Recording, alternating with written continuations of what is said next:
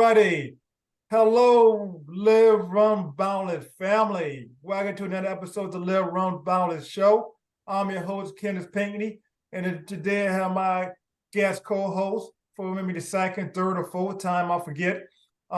Easy, Usher Bud, Easy, Isabella. Yeah, I always forget how to pronounce her last name, you know. Yeah. Yeah, well, okay. So yeah. I don't want to like mess up her last name, So Isabella, tell me how pronounce your last name. Janovic. Janovic, yes. Yeah. Isabella Janovic, or Izzy at your bud. And my guest co-host again. Always a pleasure. Yes. So today, guest, well, what can I say? Someone I came across earlier this year at Western State 100, I think at Forest Hill. I think was the spot that I catch her at. She was part of the crew along with Easy, crewing at pacing Callie Vision. If I say Callie Vision, if I say her name right? Callie Vision? Vincent, Callie Vincent, yes. Callie Vincent, yes. And they came across, on Forest Hill. And this young lady, I saw her like the music was playing, she was jamming, she had her glitter cowbell, and I said, like, oh man, who was that? Who's that chick? And so I had to get a video of her. Oh man, she was bringing the energy, all that. But we want to get to that. We want to get into that later on. Yeah, so that make my day seeing that. So a little bit about her. Well, she grew up in a small town in Greenville, California, along the Central Coast. For agriculture and rich soil. A lot of people think of Cali, think about the beaches, the trails, and all the Hollywood and the Sacramento Kings, not the Lakers. No, I'm joking. But we do have agriculture. We do grow food and stuff like that. Feed animals and cows and all that. So yeah, California does have everything you need. So while in high school, she ran cross country track. And she continued her running journey in college. After her college days, she ran some notable races, such as the Boston Marathon. Everybody know about the Boston Marathon, Leadville 100, the Moab 240. Yeah, so she kept going longer and longer. So she resigned in SoCal, Southern California. Everybody's favorite place to live. That's right, Izzy, Southern California. And she an ultra running coach, and also she has her own business in LA direction or law direction. La dirección, but yes, okay, translation, the direction. Okay, definitely. And when she's not running or coaching or ringing a cowbell, she enjoy baking and ringing a cowbell. She love baking. Also, she love running her trail with her four-legged friend, Rebel. There we go. So welcome, Coach Melissa, to the Boundless show. How you doing? Yes, and she brought the glitter cowbell. They're famous. You're gonna make that famous. You're gonna make that world she's gonna she's gonna make it something, Yeah, if I find a word to talk about it, Yeah. So, Coach Mel, so tell us first, how you doing? I'm doing good. Got off a plane this afternoon. Just got home from traveling, visiting my family. Ran a 5K against my nephew on Saturday, ran CIM on Sunday. And now I'm here with you fine folks. Yes, definitely. So thank you for joining us today. Thank you for your excitement, to want to do this. I haven't interviewed nobody in a couple months, so as I, okay, should I do this or not?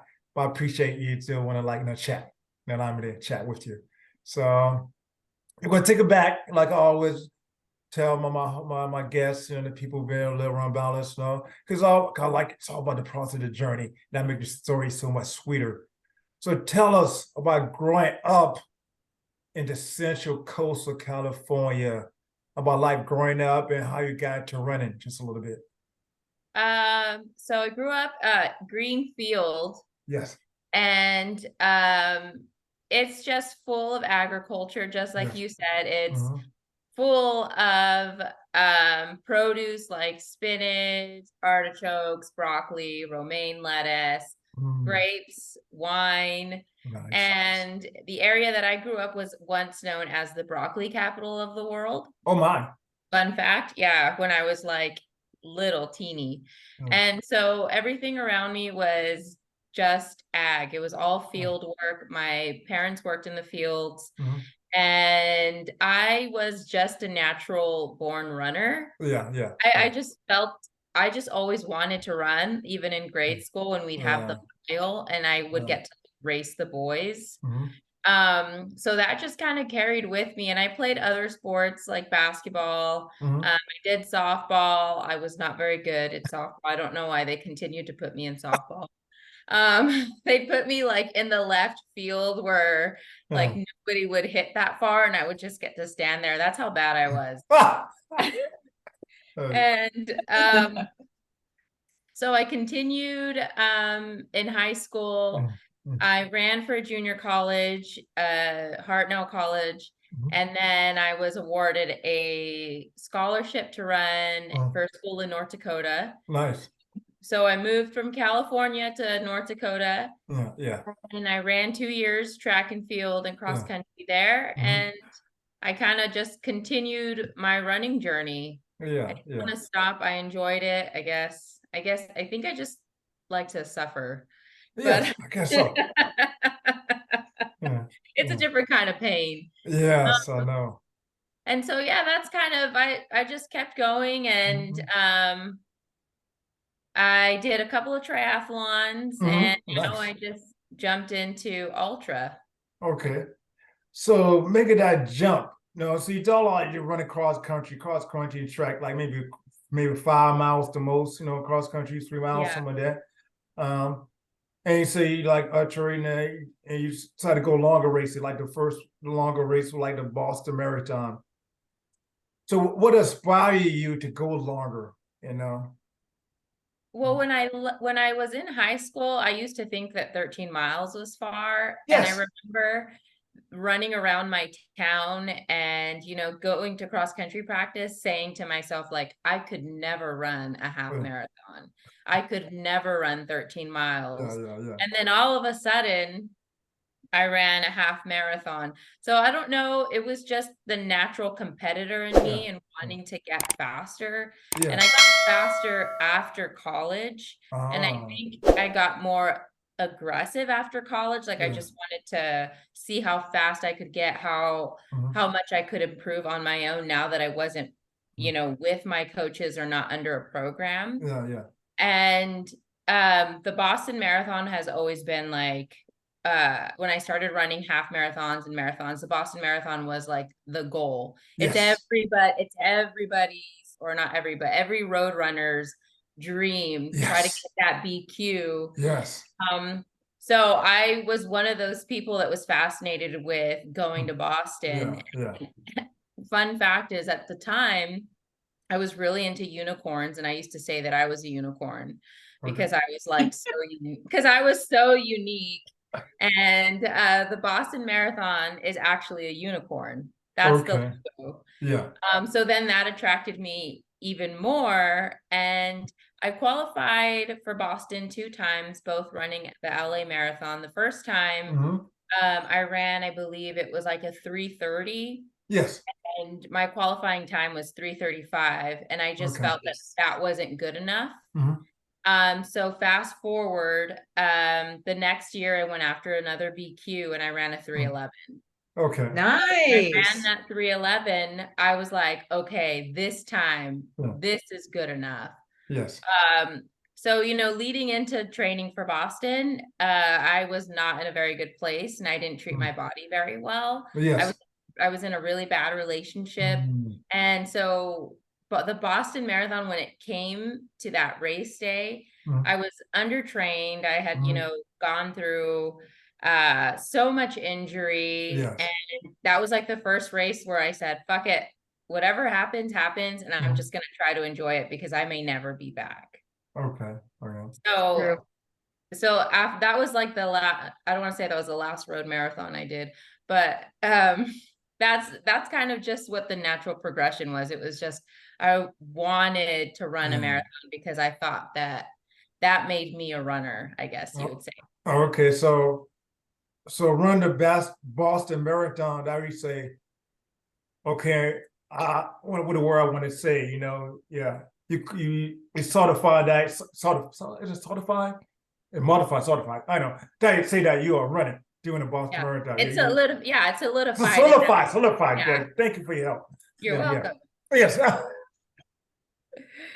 Yeah. Yeah. You can put a stamp on it.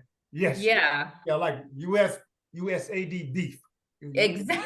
That's exactly what it is. US, that's it, or USAD beef. Yeah. Yeah. Certified. You put a stamp of approval on it. Yes. Yes. You're a certified runner. Yeah. Yep. Definitely. That's awesome. Okay, cool. So when you changed to trail running, is that when the purple hair started? You're like, this is a trail girl now.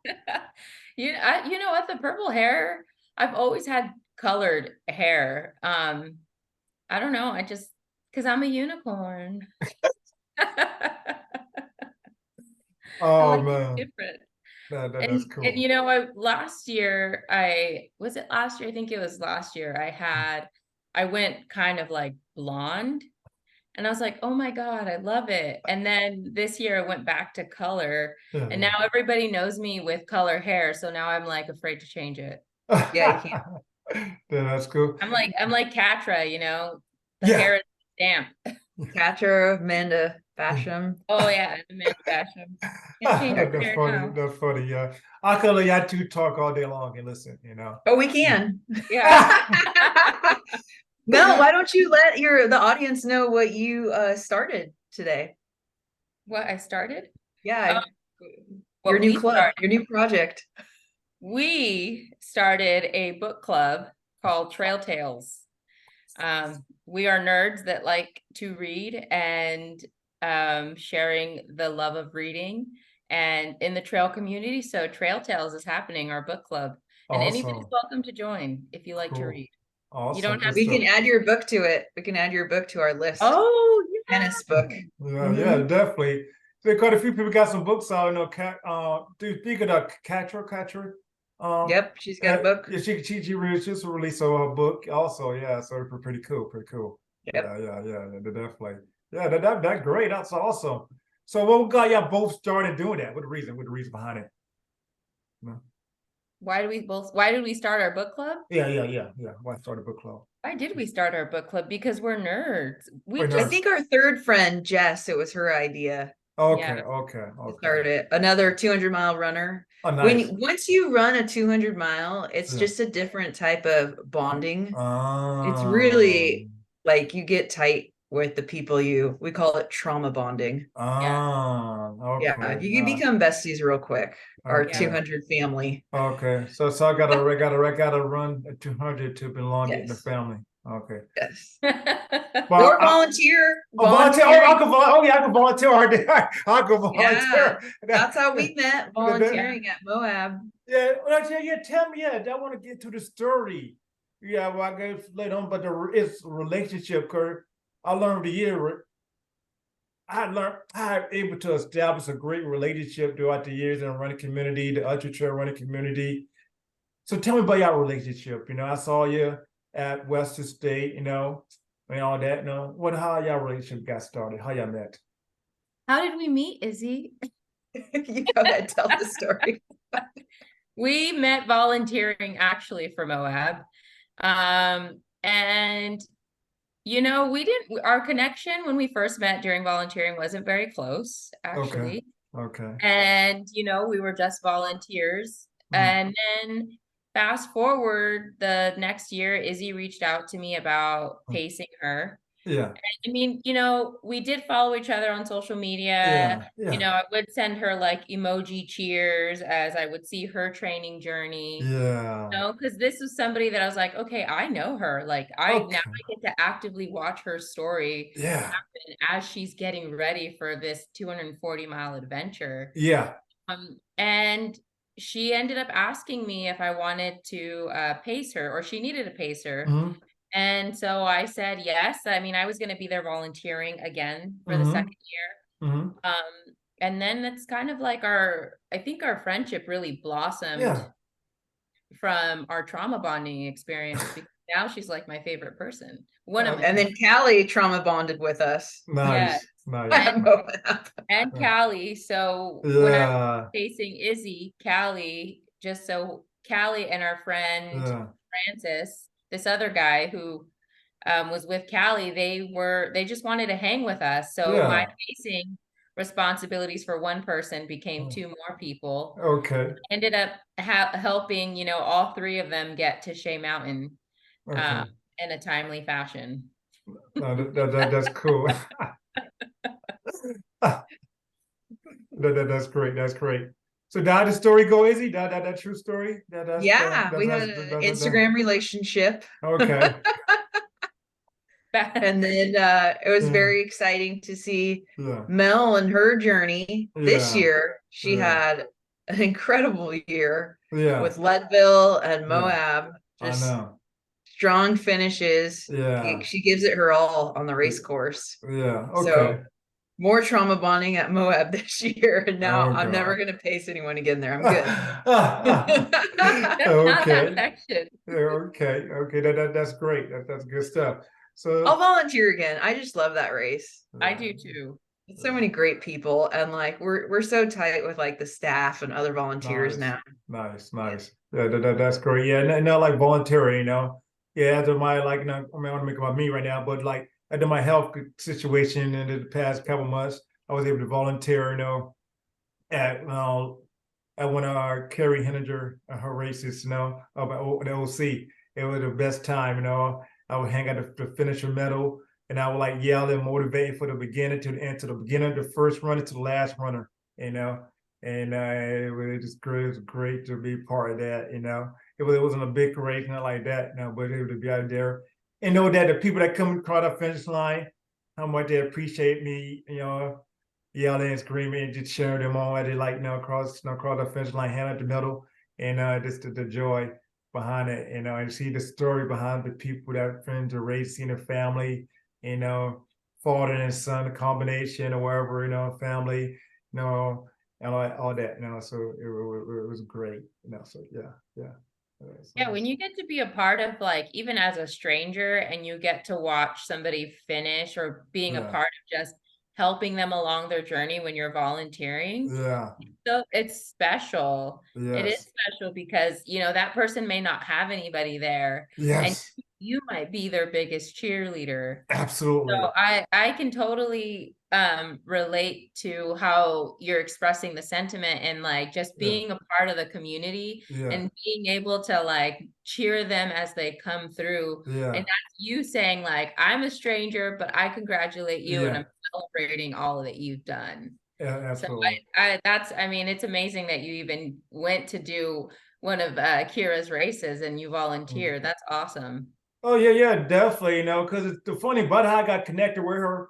Cause me and Izzy, we done another she co-hosted me for one time before. We interviewed her, you know, and at the end of the interview, I know we talked about some of her races, and then Izzy sucked me in, you know, to a 50-miler, to a 50-miler at her race, you know. Yeah, you know, then she back, and both of us put through the 50-miler, but Izzy back out of it, you know. But I said, I did the 50K. Yeah, so I'm gonna do it. I'm gonna suck it up and do it. I'm gonna do it. But I got DNF, you know, and so that it was painful.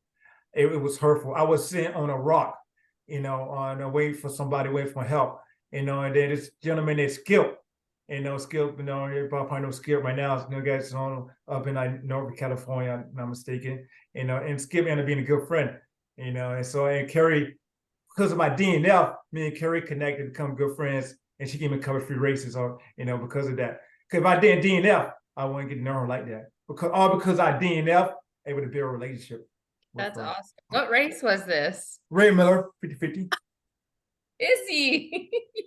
Something happened with my training plan, and my coach recommended to do the 50K and run like 26 miles the next day instead of a 50-miler. So that's my excuse, and I'm sticking to it. She sucked me in. You know, she pulled one over me. Yeah, she pulled one over me. You know, I'm known to do that.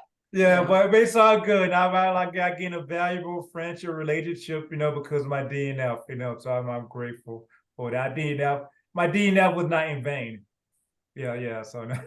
Not in So vain. Mel, tell us how you decided to run 100-miler. Yes. What made you decide to run the bigger distance? Absolutely. Good question. I felt like it was just like a natural progression into trail running. And what always attracts me to the longer distances is like the question that I'm always asking myself is like, what can I learn about myself? Like, what can this experience teach me? And it's never about like, oh, this race is hard because Kilian Jornet like set a whatever world record, or like that doesn't ever attract me. What I'm attracted to is like, what can I learn about this race? And it's nice to hear other people's experiences, but it's always that question. I'm always in search of what can I learn and what is it going to teach me? No race is ever the same, and all depending on the terrain and I don't want to say the agriculture, but the terrain, the location, the weather, the time of year, like all of that plays into how I'm going to train, the specificity of it. The end. So now that you've ran everything from a 5K against your nephew to a 250 miler and finishing top, what was your placement? It was 6th place, so top 10 in a field with female runners like Sally McRae. What is your favorite distance to run? I don't know. That's hard.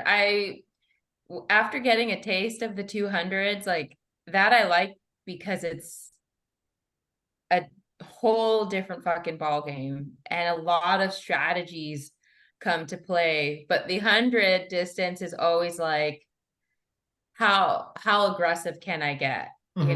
And shit always goes wrong in 100. I mean, my last 200s, was not a picnic.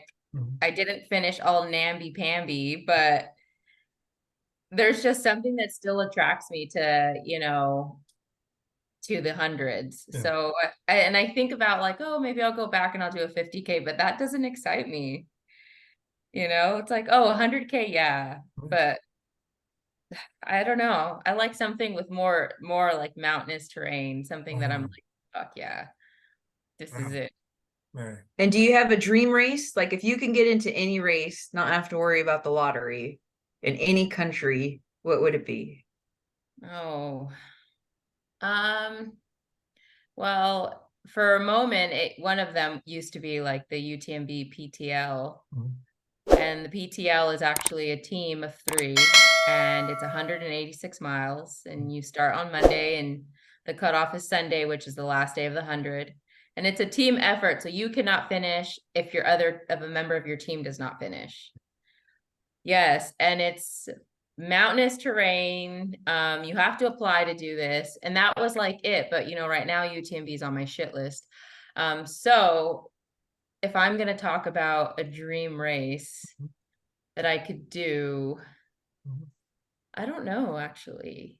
A lot of the races that I have right now that are on my radar, like I'd love to take a stab at Ouray 100. I'd love to take a stab at what is it? Lonesome 100? I think High Lonesome. Thank you. High Lonesome in Colorado. I'd like to take a stab at Badwater 135. Yeah, I'd like to take a stab at the one you did, Bear. So they're like, these are races that aren't, I guess, I mean, they're not lottery. Hard Rock, I don't know, but Badwater, yeah, that one's a tough one to get in. There's a huge process and a lot of different things you have to qualify for.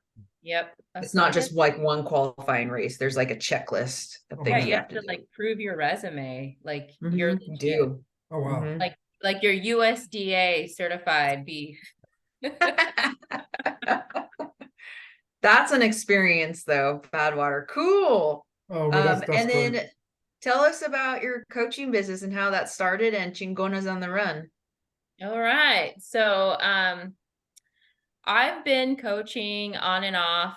I coached back at my junior college under my head coach, cross country and track. And then when I moved to Southern California, I was going to school at Azusa Pacific when I was studying for my undergrad.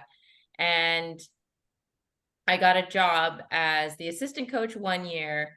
And then I took on the head coach position for cross country, I think for 2 years. And then I'm like, what year are we in? At San Dimas High School. So I've been coaching like programs. And then when I left college, I was like self-coached for a while. So my improvement, I had some help from, some other college friends that would chime in. And when the pandemic hit, like everybody else, I got laid off. And I would have friends just like casually, since we had to spend all this time on lockdown and more time by ourselves, like the outdoors was still an opportunity to just go and be outside. And I would still have friends reach out to me like, hey, can you coach me this way? Can you help me this way? Can you help me that way? Yeah. And I was just like naturally doing it because it gave me something to do. Yes. And when I started running ultras, my first ultra was like a shit show. And so after that shit show, like I vowed to myself, like I made a promise to myself, like I cut my wrist and I was like, never again. I'm just kidding, not like that dramatic, but Okay. I made a promise to myself that I would never like go into a race unprepared. And so I kind of went down the rabbit hole of Yes. like podcasts, reading articles, reading books on like running ultras, how to run an ultra, different ways to train, X, Y, and Z. So then I was like self-coaching myself again. And then that's when all these people were like my friends. I say people, they were my friends, reaching out to me, asking me to coach them. And I would just naturally, right? There was no process. I was just texting them Monday, like, here's your workout. This is what you're doing. So fast forward, my girlfriend was like, you should start a business. And I was like, no, I'm not doing that. That's not for me. And then fast forward, somebody else was like, you should start a business, a coach. And I was like, no, thanks. And then again, for the final third time, someone said, you should start a business. And I was like, light bulb. So that's kind of how it started. I wanted to, the foundation that I started my business was to be a coach for women, to get more women of color on the trail, because there wasn't many women like me that I had seen.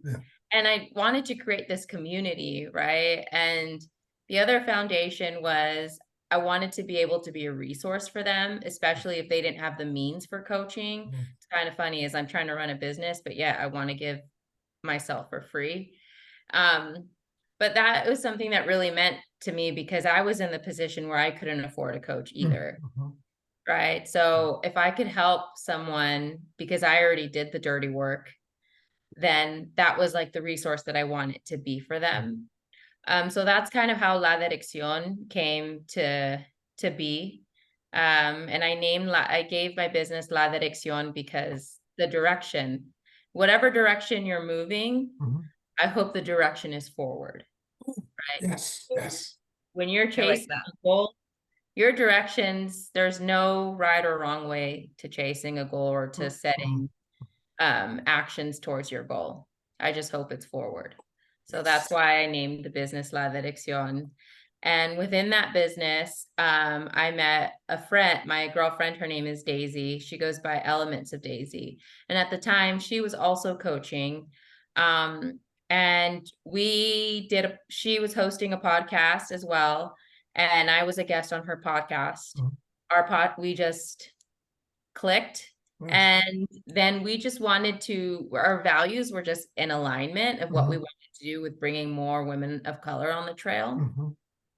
And then as of last year, we formed a running group in our community called Chingonas on the Run. And we host Wednesday night trail runs for women. And since then, I mean, we celebrated our 1 year this August, and our little community is growing. And a lot of women that come are like first timers. Oh, wow. They've never ran trail before. Yes. One girl that I have to brag about, she showed up the first day we were doing like 6 miles. Never ran before, never ran trail, did the 6 miles, continued to show up. She lives like I would say it's like a 45-minute drive, still came to our Wednesday runs. And then she ran her first 10K trail race like 2 weeks ago. Oh, that's that's great. awesome. That's great. So, That's a good feeling. yeah, it is. It's really amazing to see like what we are creating in our community, especially when we're trying to make such an impact. So a lot of these women are signing up for their first races and stuff. So it's pretty that's great. That's great. Yeah. I mean, that got to bring tears to your eyes to talk about that, to see all that, see the impact you have in someone, you see somebody transform, that you do something bigger than you. I like to know the 3 Ps, how running and probably comes from a personal for you, then turn to a passion, and I turn to a purpose. And so that's a beautiful thing right there. Yes. Cool. And then Mel had another wonderful thing happen to her this weekend. When she ran the 5K with her nephew, but she also ran with another special person. So let everyone know about your other special person. My mom, I'll probably cry about talking about this. My mom is 70, and she has like always told me that she doesn't know how to run, that she just like doesn't understand the act of running. Yes. The movement of running, something that we take for granted. Oh. And so we all decided to do this 5K. And the 5K is called Run for Rhett. It's in Sacramento. It's to raise funds. It's a memorial run, but also the proceeds go to cerebral palsy, because their kid died of cerebral palsy. I'm not probably butchering the story, but so anyways, I got my mom walking is what I did. And I just kept her accountable. I kept telling her, Mom, make sure you're walking, make sure you did, your 45 minutes, et cetera, et cetera. We all did the race together, my sisters, my nephews.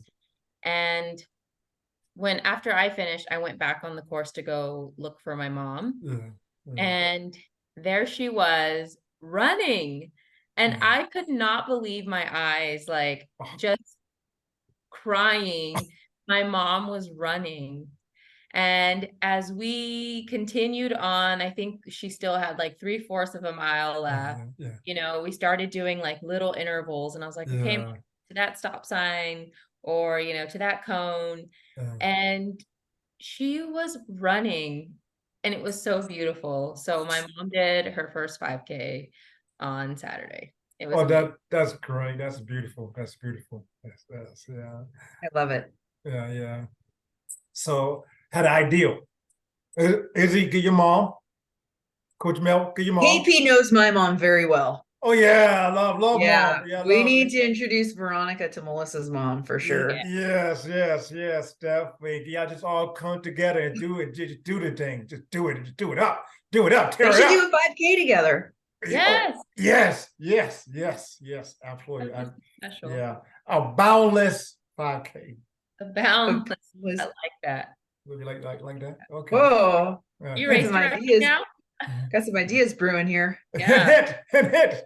It could be my first race director. First race I direct, A boundless 5K. That's awesome. That's awesome. I love that. Got a great name. Yeah, definitely.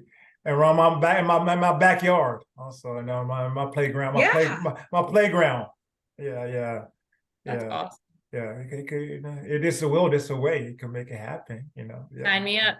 Yeah, definitely. I have another great idea. Okay, talk about it. I think we should all do Ray Miller next year. Okay. KP's like, what distance? Or does it matter? Just the 50K. Okay, 50K. okay. You know, it's really nice to end the day in the early afternoon. Mhm. You can relax and have the rest of the day, you know. Yeah. Unlike the 50 miler where you're, you know, you finish in the dark Relaxing. Who does that? after 50K. Oh man, I try to relax some more, you know, man. 50K, Ray Miller, put it on your calendar. Oh yeah, definitely. December You know? 2024. Yeah.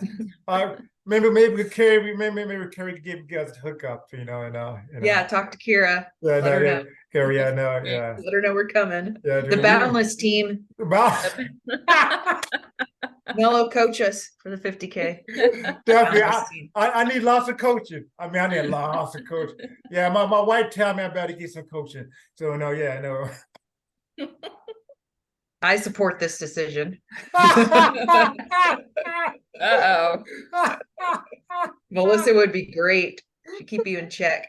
Oh Damn yeah. right. And she give me the energy that I need, you know, have that cowbell with the glitter. Oh man, it's a wrap. Here we go. With every purchase, you too can get a cowbell with glitter. Oh yeah. Oh, that'd be a hot Tell your outer. friends. There you go. Hit. Yeah, definitely. Now the side gig, glitter cowbell. Here we go. So Mel, what are your do you have any plans, goals for 2024?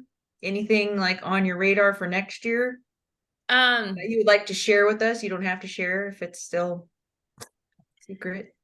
No, I mean, I'm really leaning towards doing, I've been talking about this race. I mean, all year, Izzy knows about Cruel Jewel. Oh wow. And that's in Georgia. Okay. So I'm just attracted because it is mountainous. It's a different type of mountain. It's wet, it's humid. Yes. It's rooty. So I mean, and I think it's like a 48-hour cutoff or something for 100.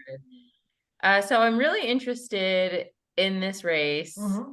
So that's kind of something that I'm like eyeing. And it's like,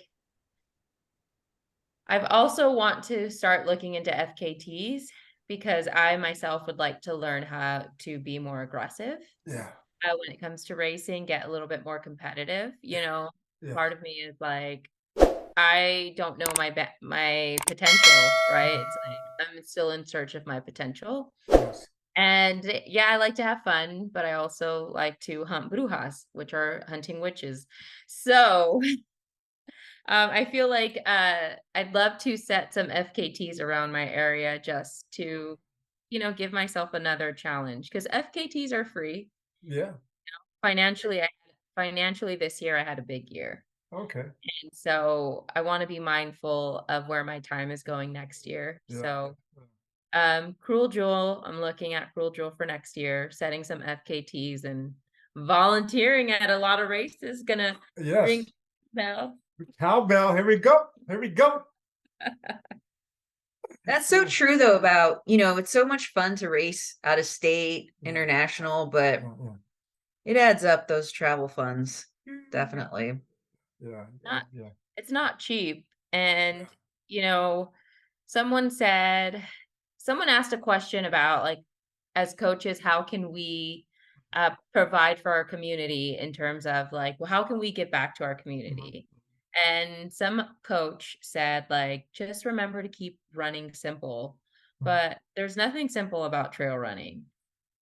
You know, I mean, you can't say I'm putting on a pair of shoes and just going because, you know, there's a vest that's required. I mean, it's a specific type of shoe that's required. And I mean, shoes and the vest alone is what, like $300? Yeah. I think more now. The latest Solomon and Nathan vests are $200 now. Oh my goodness. Well, there you go. So, you know, so when someone says like keep it simple, I mean, it's more than just keeping it simple. Yeah, definitely. And shoes, if you're doing 100-miler, you usually have 2 or 3 in rotation. 200-milers definitely have 3 in rotation. And when you were training for your 200, like how many shoes did you purchase throughout your year? 5, I think. Dude, 5 shoes. And let's say shoes are like 150 a piece. Because when you run hundreds and 200s, you also want 2 different sizes. usually. Oh, wow. Wow. So Uh, it does get expensive. yeah. I mean, so there's nothing simple about it. However, No, where was I going with this conversation? that's a good question. The cost of racing. Yeah, the cost of- Now you're picking and choosing. Thank you. Being Thank you. more So strategic with the races you choose. thank you. So thanks for bringing it back, Izzy. Yeah, so that's kind of I'm a why co-host. FKTs, because it's always on your own time. You know, there's no pressure. There's so many around you. You got Mount Baldy, Mount Wilson. You got Yeah, all those mountains you can set FKTs. and it never hurts to try, and it won't go on my ultra sign up. And yeah, it won't ruin your ultra sign up percentage. That's funny. I wonder, will this marathon ruin my ultra sign up percentage? It's not even on there. Okay, perfect. I was just curious. And we need more female FKT names on that website. Yes. Yes. Let's go. Let's go. Let's go. There we go. That's cool. So wait, we're thinking about that Georgia race you want to do. Come from the South, you know, from South Carolina. You know, a little bit about Georgia. What part of Georgia are you talking about? I actually don't know. I just know it's in Georgia. Okay. Okay. Yeah. Dr. Google will, let's see. Let's look it up real quick. I said Dr. Google. Okay. Oh, it's in the Chattahoochee National Forest, North Georgia. Okay. Georgia. Yeah. What part of the year in Georgia? What part? When summertime, Georgia? It is May. Oh yeah, it's gonna be like they get warm. Start get warming up in May in Georgia. Oh yeah, in the South. Yeah, warm. Yeah. Oh yeah. Oh, May is a good time. Okay then. I didn't even know that Chattahoochee was like a real thing.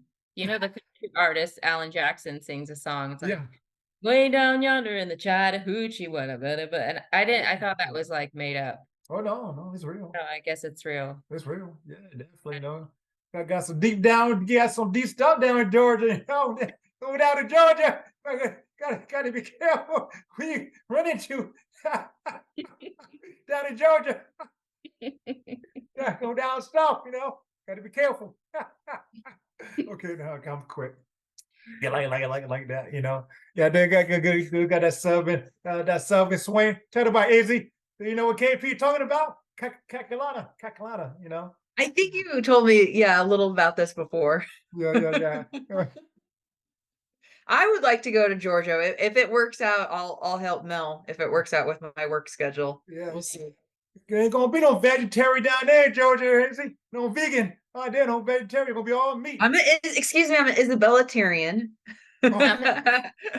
I eat eggs and dairy and salmon and canned tuna. Love my canned tuna. And hello, Pop-Tarts.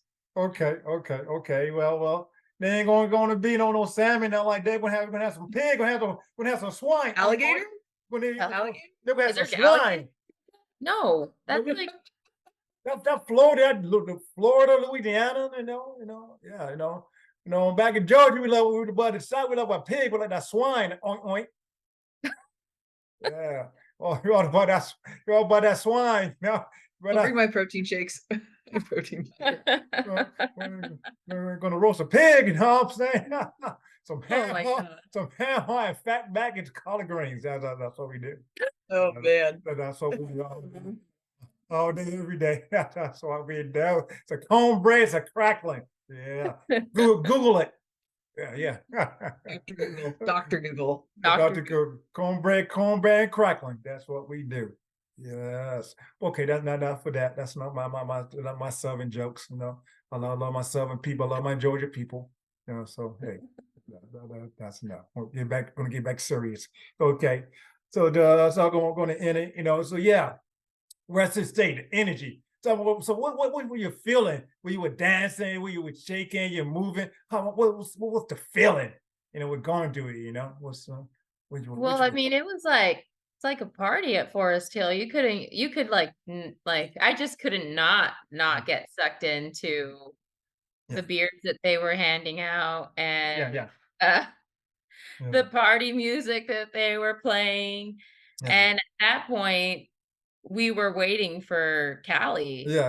Right. And so there was nothing left for us to do other than have a good time. Yes, So yes. I was just there for the vibes, Yeah, as my good friend Tuan says, the vibes. yeah, But I mean, that's just me. Like yeah, I yeah, couldn't help myself. There's just yeah, a jolt in my hand and then a jolt yeah, in my leg, and then yeah, my hips are like gyrating. yeah, And I'm yeah, dancing and I'm ringing my cowbell. But I've been known for bringing my cowbell. yeah, My tagline is I'm always ringing my cowbell for you. Because yeah. cowbell makes everything better. And Yes, absolutely. You so know, that's how it was. I was just feeling the mood. okay, I will feel you death for you. You grab my attention, and so here we are. If it was for that, we're gonna be here right now talking. Talk about your story. You know, talk about like going down to Georgia, going for a run and eat some barbecue sandwich. Yeah. So yeah. So definitely, all because of your cowbell. We are here today. All because of my cowbell. Yes. Yeah, because And the party shirt. She's yeah, And wearing the.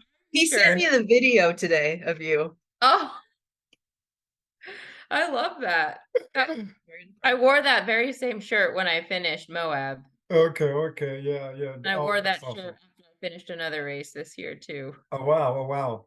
So Okay, my party shirt. the party shirt, bring the party on, Brandy. Yeah, continue to do that. Continue to do what you do, and be who you are. And that's the good stuff. Yes. Um, but before we end it, you got something else to say, Izzy? No? Another question? Izzy? If anyone's interested in your coaching, how do they get a hold of you? Best is through Instagram. You can just shoot me a message, La Dirección. And other than that, you can also go to my website, which is Ultra with Mel, and you can set up a consultation with me via my appointment channel that's on there, or you can just slide into my DMs and we can have a chat.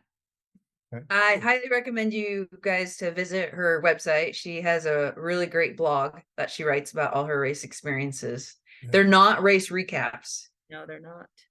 I do not do race recaps. I do an Okay. account of my adventure Cool, because cool. race recaps are cheap and overplayed. And You're follow Mel on Instagram. She's pretty hilarious. Yeah. She does some funny shit, especially if you're a dog lover. Yes. She has a very cute dog. I got to meet him in person. I was in charge of babysitting and then I got fired because he ran away from me.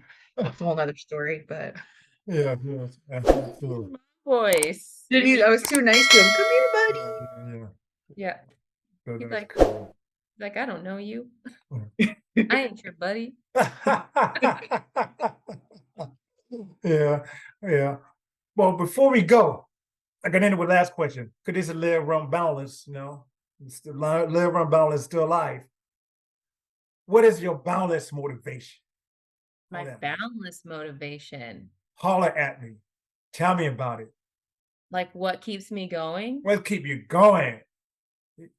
I mean, what keeps me going is, I guess, trying to answer the question is like, what is my limit?